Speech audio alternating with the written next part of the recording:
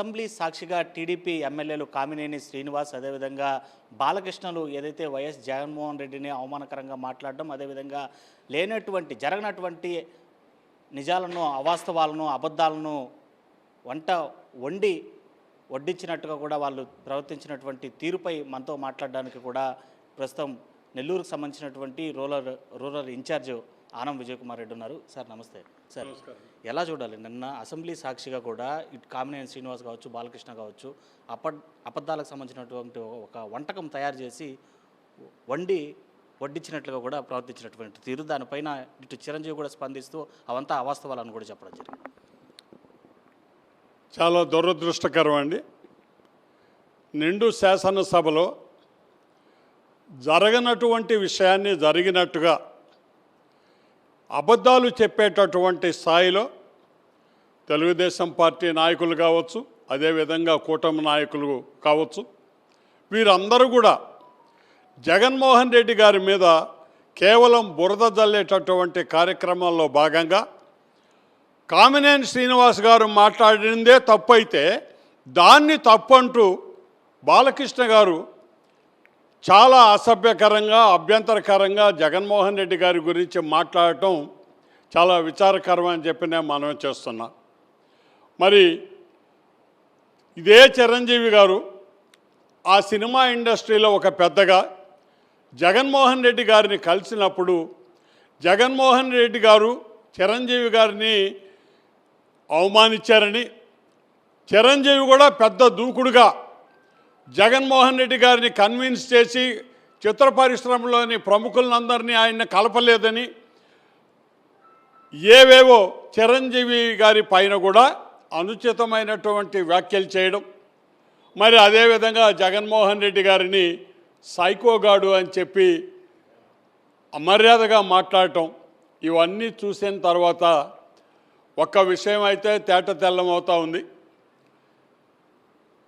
సోదరులు నందమూరి బాలకృష్ణ గారు ఒక సినిమా నటుడిగా ఆయన ఇన్ని సంవత్సరాల నుంచి నెట్టుకొని వస్తూ కూడా అతనికి సమఉజ్జిగానో లేకపోతే అతని కంటే ఎక్కువగానో ఉన్నటువంటి సోదరుడు చిరంజీవి గారు స్వయం కృషితో వచ్చినటువంటి వ్యక్తి. తండ్రి పేరు చెప్పుకనో తాత పేరు చెప్పుకనో అతను ఇండస్ట్రీలో పెరిగినటువంటి వ్యక్తి కాదు. అతని స్వయం కృషితో పతాక స్థాయికి చేరుకున్నటువంటి చిరంజీవి గారిని ఆ చిత్ర పరిశ్రమలో వాళ్లే పెద్దగా చూశారు తప్ప ఏ రోజు చిరంజీవి గారు నేను పెద్దనని చెప్పి దాఖలాలు ఎక్కడ కూడా లేవని మనవి చేస్తూ ఉన్నాను.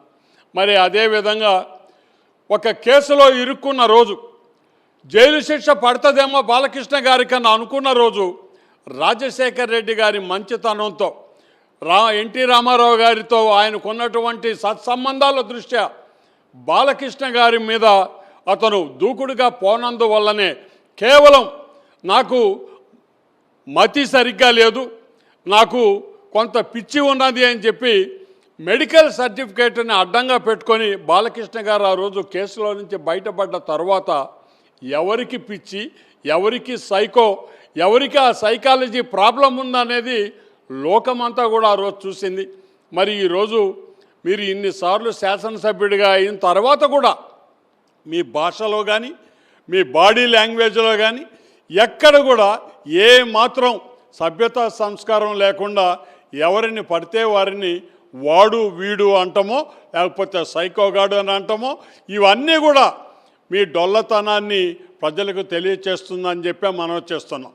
మీరు మాట్లాడుతున్నటువంటి భాష తిరిగి మీకు ఒకరోజు వెనక్కి వచ్చిన రోజు ఆ రోజు తప్పకుండా మనం మాట్లాడింది పొరపాటు కదా అని మీకే తెలిసేటటువంటి పరిస్థితులు కూడా వస్తాయని చెప్పి మనవి చేస్తూ ఇటువంటి దుర్మార్గపు భాషని బాలకృష్ణ గారు మాట్లాడితే మా నాయకుడు జగన్మోహన్ రెడ్డి గారి తరఫున అక్కడ ఉన్నటువంటి కార్యకర్తలు నాయకులు కూడా ధీటైన సమాధానం మీకు ఇవ్వాల్సి ఉంటుంది, తప్పకుండా ఇవ్వడానికి సిద్ధంగా ఉన్నారని కూడా నేను మనవి చేస్తున్నానండి. కామినేని శ్రీనివాస్ అబద్ధాలు చెప్పాడంటూ బాలకృష్ణ చెప్పుకొచ్చాడు. అదేవిధంగా బాలకృష్ణ చెప్పింది కూడా మరోవైపు అబద్ధాలే. అయితే దీనిపైన ఇటు సీఎంగా ఉన్నటువంటి చంద్రబాబు స్పందించలేదు, అదేవిధంగా జరిగినటువంటి వాస్తవాలను చెప్పాల్సినటువంటి సినీ ఫోటోగ్రఫీ మంత్రి కూడా సైలెంట్గా ఉన్నటువంటి పరిస్థితి. అదేవిధంగా తమ ప్రభుత్వంలోనే కూటమి ప్రభుత్వంలోనే ఓ కమిటీలో తన పేరు 9వ పేరు పెట్టిందని చెప్పి కూడా ఆయన ప్రస్తావించినటువంటి తీరు. అంటే ఇదంతా ఒక ఫ్రస్ట్రేషనా ఏంటి, ఎలా చూడాలి సార్? ఇప్పుడు అందరికీ తెలిసిన విషయం, మద్యపానం అనేది చాలా ఎక్కువగా బాలకృష్ణ చేస్తారనేది వినికిడి. మరి ఆ స్థాయిలోనే మరి ఆయన అసెంబ్లీకి వచ్చి ఈ తెలివి తక్కువ మాటలు మాట్లాడినాడని అనిపిస్తుంది. ఈరోజు చంద్రబాబు నాయుడు గారు ఆ సమావేశంలో ఉన్నారు. మామూలుగా ఆయన చెప్తా ఉంటారు, నేను అన్నిటినీ నియంత్రిస్తాను, ఎటువంటి పరిస్థితుల్లో కూడా ఎవరిని దుర్భాషలు ఆడనివ్వను, క్రమశిక్షణలో పెడతాననేటటువంటి వ్యక్తి కూడా నాకు తెలిసి బాలకృష్ణ గారి పరిస్థితిని చూసి అతన్ని కూడా ఎక్కడ తిడతాడని అని చెప్పి భయపడి ఆగిపోయినాడని అనిపించేటటువంటి పరిస్థితి అండి. చంద్రబాబు నాయుడు గారే కాదు, గౌరవ స్పీకర్ గారు కూడా ఎవరు నోరెత్తి మాట్లాడలేని పరిస్థితి. అటువంటి పరిస్థితిలో ఆయన చెప్పాడా, మరి ఆ స్థాయిలోనే అతను ఆ పరిస్థితుల్లోనే అక్కడ నిలబడి ఉన్నాడా అనేది ప్రతి ఒక్కరికి అనుమానం కలుగుతుంది.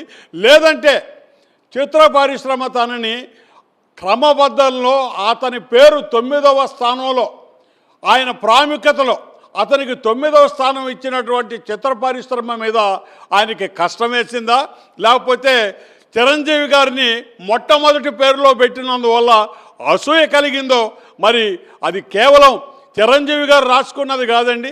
మీ చిత్ర పరిశ్రమే ఎవరైతే బాగుంటుందని నిర్ధారణ చేసుకొని చిరంజీవి గారిని మొట్టమొదటి పేరుగా నాయకత్వం వహించమని వాళ్ళు కోరుంటారే తప్ప అక్కడ ఎవరు చిరంజీవి గారు ఆయన పేరు నా ముందు రాయండి అని చెప్పి 1వ స్థానంలో నన్ను పెట్టమని ఏ రోజు చిరంజీవి గారు అడగలేదండి.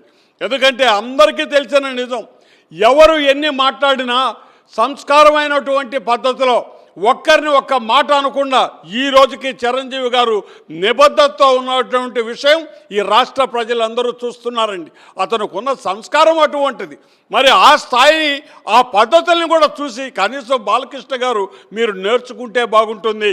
చిరంజీవి రాసినటువంటి లేఖలో కూడా ఆయన చాలా గౌరవంగా స్పందించినటువంటి తీరు చూసాం సార్. ఎక్కడ కూడా ఇటు బాలకృష్ణ చిరంజీవిని వాడెవడు స్పందించలేదు, వాడెవడు పిలవలేదు, ఎవరిని శాసించలేదు, ఎవరు మాట్లాడలేదు, వాడు వీడోని వ్యంగ్యంగా మాట్లాడినప్పటికీ చిరంజీవి గారు మాత్రం లేఖలో గౌరవనీయులైన బాలకృష్ణ, గౌరవనీయులైన కామినేని అని ప్రస్తావించినటువంటి పరిస్థితి. ఈరోజు నేను అదేనండి చెప్తున్నది, మీరు ఎన్ని దుర్భాషలాడినా వాడు వీడని మీరు చిరంజీవి గారిని మాట్లాడినా, ఒక మాజీ మంత్రి కామినేని శ్రీనివాస్ గారు ఒక మాట చెప్పిన తర్వాత దానిని కూడా మీరు ఖండిస్తూ మీ కూటమి సభ్యులు అయినా కూడా ఖండించి కేవలం చిరంజీవి గారిని తక్కువ చేసి మాట్లాడాలనేటటువంటి ఉద్దేశంతో మీరు జగన్మోహన్ రెడ్డి గారిని కించపరచాలనేటటువంటి ఉద్దేశంతో కేవలం మీ పేరు మొట్టమొదటి స్థానంలో లేదనేటటువంటి ఆలోచనతో మీరు మాట్లాడిన తీరు చాలా అభ్యంతరకరం అని నేను మనవి చేస్తున్నా. మరి ఇన్ని మాట్లాడినా కూడా అదే చిరంజీవి గారు ఒక లేఖను విడుదల చేశారు. ఆ విడుదల సారాంశం ఒక్కసారి మీరు గమనించినట్లయితే, గౌరవనీయులు శ్రీ కామినేని శ్రీనివాస్ గారు, గౌరవనీయులు శ్రీ బాలకృష్ణ గారు, ఇదండి ఆయన మిమ్మల్ని సంబోధించిన విధానం ఇది అని చెప్పినా మనవి చేస్తున్నా. అదే మీరేం మాట్లాడుతున్నారండి చిరంజీవి గారిని వాడు వీడా? ఒక మనిషి స్థాయి, అతని నైతిక విలువల స్థాయి కేవలం మనం మాట్లాడేటటువంటి భాషలోనే తెలుస్తుందన్న విషయాన్ని గ్రహించినప్పుడు చిరంజీవి గారు ఏ స్థాయిలో ఉన్నారు, మీరు ఏ స్థాయిలో ఉన్నారనేది రాష్ట్రం మొత్తం కూడా గమనిస్తుంది. కాబట్టి ఇటువంటి అనుచిత మాటలు, అనుచిత ప్రసంగాలని గౌరవ శాసనసభలో అది మాట్లాడటం అనేది సరైన విధానం కాదు. బాలకృష్ణ గారు ఇప్పటికైనా సరే మీరు మాట్లాడేటప్పుడు కేవలం రాజశేఖర రెడ్డి గారి పెట్టిన దయాభిష్టతో ఈరోజు మీరు శాసనసభ్యులుగా ఉన్నారన్న విషయం కూడా మీరు గుర్తుపెట్టుకోండి. మరి అదేవిధంగా అభ్యంతరకరమైన భాష వాడకుండా సగౌరవంగా ఒక బాధ్యత కలిగినటువంటి శాసనసభ్యుడిగా ప్రవర్తించాలని మేము కోరుతున్నామండి. Right sir, thank you. అది మొత్తం మీద ఏదైతే అసెంబ్లీ సాక్షిగా చెప్పినటువంటి అబద్ధాలపైన, జగన్మోహన్ రెడ్డి పైన విమర్శించినటువంటి తీరు పట్ల తీవ్రంగా ఆగ్రహం వ్యక్తం చేస్తున్నారు ఆనం విజయ్ కుమార్ రెడ్డి. ఎవరైతే మెంటల్ సర్టిఫికేట్ తెచ్చుకున్నటువంటి వ్యక్తి సైకో అవుతాడా, లేకపోతే మాజీ ముఖ్యమంత్రిగా పనిచేసినటువంటి వ్యక్తి సైకో అవుతాడో ప్రజలు గమనిస్తూ ఉంటారు. రాజశేఖర రెడ్డి పెట్టినటువంటి భిక్షని ఒక్కసారి గుర్తుకు తెచ్చుకొని బాలకృష్ణ వ్యవహరిస్తే బాగుంటుంది. అదేవిధంగా చిరంజీవి యొక్క స్పందనని మెచ్చుకోదగింది. ఆయనని అగౌరవపరిచేటట్టు మాట్లాడినప్పటికీ కూడా ఆయన లేఖలో ఎంతో గౌరవప్రదంగా విడుదల చేసినటువంటి తీరు ఆయన నైతిక విలువలకి మరోసారి గుర్తు చేసే విధంగా ఉందని చెప్పి కూడా ఆనం విజయ్ కుమార్ రెడ్డి చెప్తున్నటువంటి పరిస్థితి.